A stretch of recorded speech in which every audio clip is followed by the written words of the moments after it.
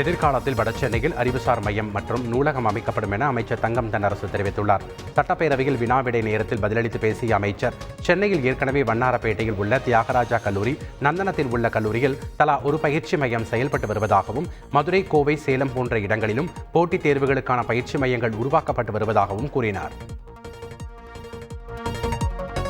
உலகில் முதல் முறையாக கடல்சார் துறைகளில் பணிபுரிவோரின் திறனை மேம்படுத்த புதிய வகையிலான MBA பாடப்பிரிவு சென்னை IITயில் அறிமுகம் செய்யப்பட்டுள்ளது.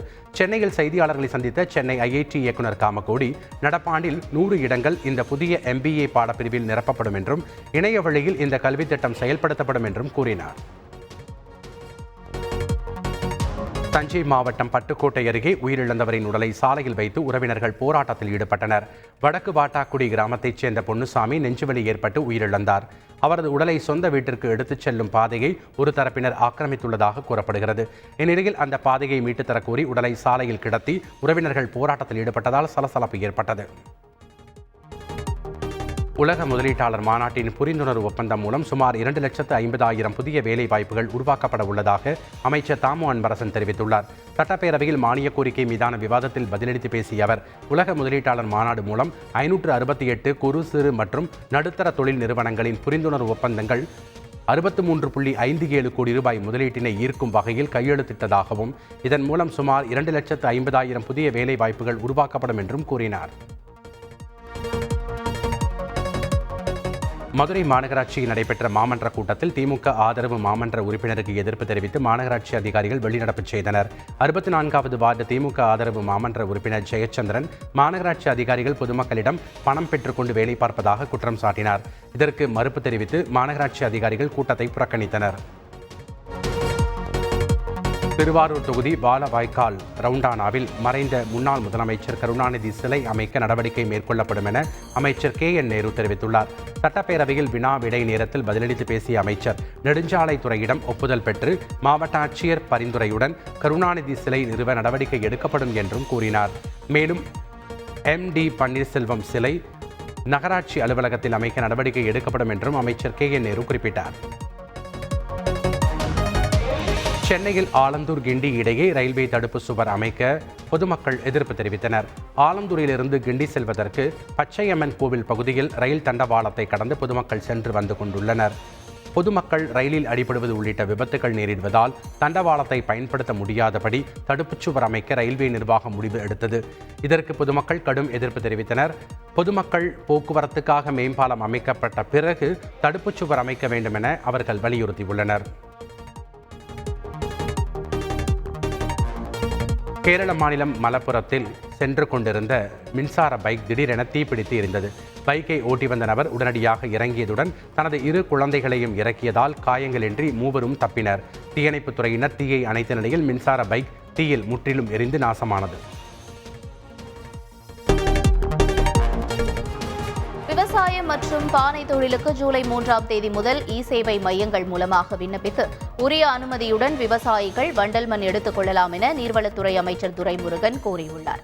இது தொடர்பாக சட்டப்பேரவையில் பேசிய அவர், விவசாயிகள் எளிதாக இணையதளம் மூலம் விண்ணப்பித்து அனுமதி பெற்றுக் கொள்ளலாம் என்றும், இதுவரை 5000க்கும் மேற்பட்ட நீர்வளத்துறைக்கு கட்டுப்பாட்டில் உள்ள நீர்நிலைகள், 6700க்கும் மேற்பட்ட ஊரக வளர்ச்சித்துறை கட்டுப்பாட்டில் உள்ள நீர்நிலைகள் இணையதளத்தில் வெளியிடப்பட்டுள்ளதாகவும் கூறினார். குடும்ப அட்டைதாரர்கள் ஜூன் மாதத்திற்கான பாமாயில் மற்றும் துவரம் பருப்பினை ஜூலை மாத தொடக்கத்திலேயே பெற்றுக்கொள்ளலாம் என்று தெரிவிக்கப்பட்டுள்ளது. ஜூலை மாதத்தில் நியாய விலை கடைகளில் துவரம் பருப்பு மற்றும் பாமாயில் பெற்றுக்கொள்ள தேவையான அனைத்து துரித ஏற்பாடுகளும் மேற்கொள்ளும்படி மாவட்ட வழங்கல் அலுவலர்கள் அறிவுறுத்தப்பட்டுள்ளதாகவும் கூறப்பட்டுள்ளது. கேரள மாநிலம் எர்ணாகுளம் மாவட்டத்தில் உள்ள அங்கமாலி அரசு தாலுகா மருத்துவமனையின் அவசர சிகிச்சை பிரிவில் நடிகர் ஃபஹத் ஃபாசிலின் பிங்லி திரைப்படம் படமாக்கப்பட்டதால் அவசர சிகிச்சைக்கு வந்த நோயாளிகள் சிரமத்திற்குள்ளாகினர். இந்த நிலையில் அவசர சிகிச்சை பிரிவில் படப்பிடிப்பு நடத்த அனுமதி அளித்தது குறித்து விளக்கமளிக்க மனித உரிமை ஆணையம் நோட்டீஸ் அளித்த நிலையில் சுகாதாரத்துறை பணியாளரின் அறிவுறுத்தலின் பேரிலேயே படப்பிடிப்பு நடத்த அனுமதிக்கப்பட்டதாக மருத்துவமனை அதிகாரிகள் கூறியதாக தகவல் தெரிவிக்கப்பட்டுள்ளது. தமிழ்நாட்டில் 2023ஆம் ஆண்டில் போக்சோ சட்டத்தின் கீழ் 4581 வழக்குகள் பதிவு செய்யப்பட்டுள்ளதாக காவல்துறையின் கொள்கை விளக்க குறிப்பில் தெரிவிக்கப்பட்டுள்ளது. சட்டப்பேரவையில் தாக்கல் செய்யப்பட்ட காவல்துறை கொள்கை விளக்க குறிப்பில் கடந்த 2021ஆம் ஆண்டில் போக்சோ சட்டத்தின் கீழ் 4465 வழக்குகளும் 2022ஆம் ஆண்டில் 4968 வழக்குகளும் பதிவு செய்யப்பட்டதாக தெரிவிக்கப்பட்டுள்ளது.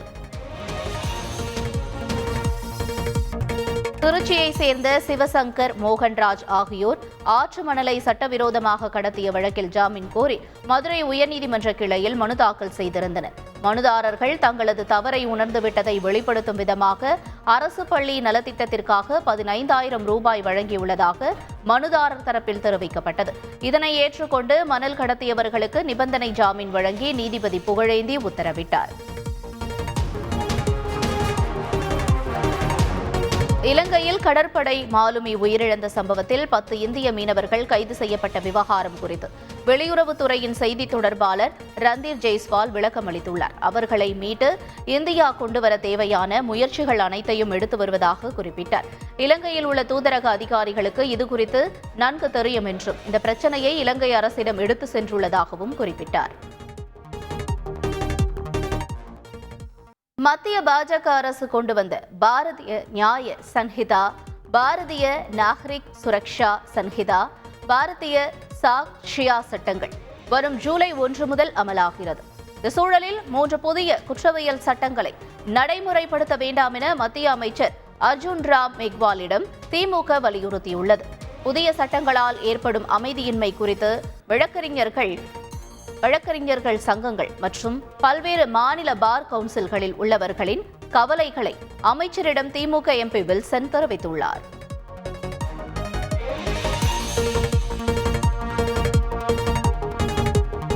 சென்னையில் தலைக்கவசம் அணியாத இருசக்கர வாகன ஓட்டிகளிடமிருந்து 10,96,00,000 ரூபாய் அபராதம் வசூலிக்கப்பட்டுள்ளதாக காவல்துறை கொள்கை விளக்க குறிப்பில் தெரிவிக்கப்பட்டுள்ளது.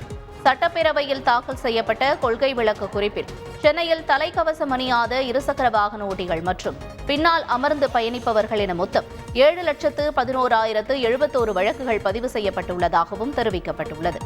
மேலும் நகரில் உள்ள ஒவ்வொரு காவல் நிலையத்திலும் தலைக்கவசம் அணியும் பொதுமக்களை பாராட்டி 100 பாராட்டு சான்றிதழ்களும் வழங்கப்பட்டுள்ளதாகவும் குறிப்பிடப்பட்டுள்ளது.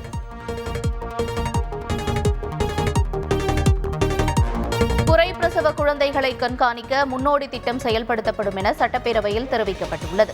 1,28,00,000 ரூபாய் மதிப்பில் 7 மாவட்டங்களில் முன்னோடி திட்டம் செயல்படுத்தப்படும் என்று கூறப்பட்டுள்ளது. குழந்தைகளை அவர்களது இல்லங்களிலேயே 6 மாதம் வரை கண்காணித்து வளர்ச்சி மற்றும் எடை கூடுதல் ஆகியவற்றை உறுதி செய்யப்படும் என தெரிவிக்கப்பட்டுள்ளது.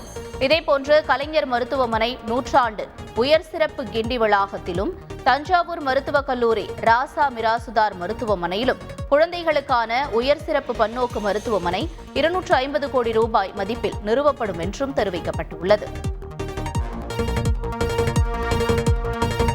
நடிகர் சரத்குமாரின் மகளும் நடிகையுமான வரலட்சுமி சரத்குமாருக்கு மும்பையைச் சேர்ந்த தொழிலதிபர் நிக்கோலை சச்தேவுக்கும் கடந்த மார்ச் மாதம் திருமண நிச்சயதார்த்தம் நடந்தது.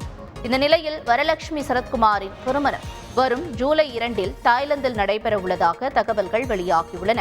திருமண ஏற்பாடுகள் நடைபெற்று வரும் நிலையில் நடிகர் சரத்குமார் பிரதமர் மோடியை நேரில் சந்தித்து திருமண அழைப்பிதழை வழங்கினார். இதை தனது ட்விட்டர் பக்கத்தில் பகிர்ந்துள்ள சரத்குமார் சென்னையில் நடைபெறவுள்ள மகளின் திருமண வரவேற்பிற்கு பிரதமருக்கு அழைப்பு விடுத்துள்ளதாகவும் குறிப்பிட்டுள்ளார். திருச்செந்தூர் முருகன் கோயிலில் நடிகை பிரியா ஆனந்த் சுவாமி தரிசனம் செய்தார். கோயிலில் தரிசனம் முடிந்து வெளியே வந்த அவர் அங்கு ஆரவாரத்துடன் கோவில் முன்பு நடனமாடிக் கொண்டிருந்த நீலகிரி மாவட்டத்தைச் சேர்ந்த படுகரின மக்களின் பாரம்பரிய நடனத்தை கண்டு ரசித்தார். பின்னர் கோயில் யானை தெய்வானையிடம் நடிகை பிரியா ஆனந்த் ஆசிர்வாதம் பெற்று சென்றார். பிரியா ஆனந்துடன் பக்தர்களும் பொதுமக்களும் ஆர்வமுடன் செல்ஃபி எடுத்துக் கொண்டனர்.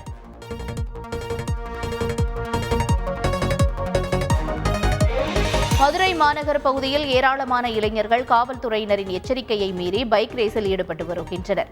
ஆங்காங்கே காவல்துறையினர் வாகன சோதனையில் ஈடுபட்டு வந்தாலும் அவர்களிடம் சிக்காமல் சிட்டாக பறந்து செல்கின்றனர். வாகன பதிவு எண் இல்லாமலும் வாகன பதிவு எண் மறைந்தபடி இருக்கும் பைக்குகளை பயன்படுத்தி வருவதால் அவர்களை பிடிப்பதில் சவால் ஏற்பட்டுள்ளது. இந்நிலையில் மதுரை ரயில் நிலையம் அருகே இளைஞர் ஒருவர் தரையில் பைக் ஸ்டண்டை பைக் ஸ்டாண்டை உராய்வித்தபடி தீப்பொறி பறக்க மக்கள் நடமாட்டம் உள்ள சாலையில் பைக் ரேஸில் ஈடுபடும் வீடியோ வெளியாகியுள்ளது.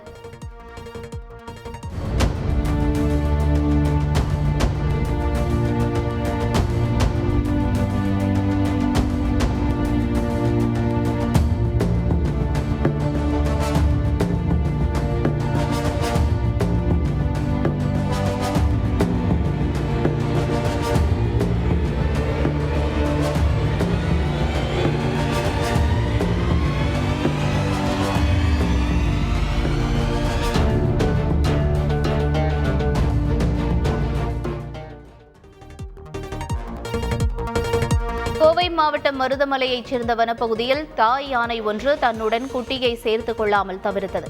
குட்டி யானையை கண்காணித்த வனத்துறையினர் முதுமலை தெப்பக்காட்டில் உள்ள யானைகள் முகாமில் அதை சேர்த்தனர். அங்கு குட்டி யானைக்கு சத்தான உணவுப் பொருட்களும் தொடர் கண்காணிப்பும் வழங்கப்பட்டது. இந்த நிலையில் கடந்த 2 நாட்களாக வயிற்றுப்போக்கால் பாதிக்கப்பட்ட குட்டி யானை உடல்நிலை மோசமாகி உயிரிழந்தது. தூத்துக்குடி அரசு மருத்துவக் கல்லூரி மருத்துவமனை தோல் நோய் மருத்துவர் ததேயூஸ் ஏற்பாட்டின் பேரில் ஜப்பான் நாட்டில் சொரியாசிஸ் நோய்களுக்கு பயன்படுத்தப்படும் நியூ ரேஃபிக்ஸ் பீட்டா குளுக்கான் என்ற மருந்தை ஜப்பானிலிருந்து வரவழைத்து 20 நோயாளிகளுக்கு சோதனை முறையில் வழங்கப்பட்டது. 2 நோயாளிகள் சொரியாசிஸ் நோயிலிருந்து முழுவதுமாக குணமடைந்துள்ளனர். 18 நோயாளிகளுக்கு நல்ல முன்னேற்றமும் காணப்பட்டுள்ளது.